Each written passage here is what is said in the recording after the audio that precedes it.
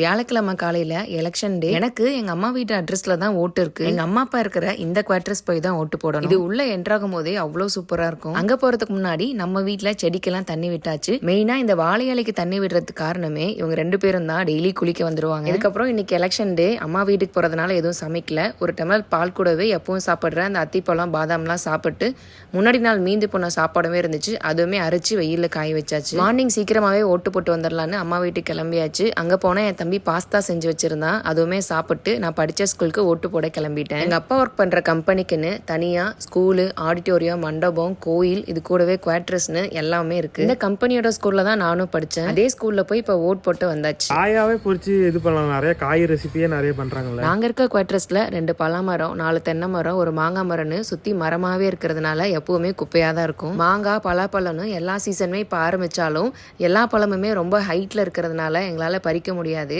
So பலாப்பழம் பறிச்சு தரவங்க யாராவது இருந்தாங்கன்னா அவங்க கான்டாக்ட் நம்பர் கமெண்ட்ல ஷேர் பண்ணுங்க. எங்களுக்கு ரொம்பவே ஹெல்ப்ஃபுல்லா இருக்கும். எலெக்ஷன் டேங்கிறது ஒரு சண்டே மாதிரி தான் போச்சு. எல்லார் வீட்லயுமே அன்னைக்கு நான்வெஜ் எடுத்திருந்தாங்க. நம்ம வீட்லயும் அன்னைக்கு நாட்டுக்கோழி எடுத்து நல்லா சாப்பிட்டு தூங்கி ரெஸ்ட் எடுத்தாச்சு.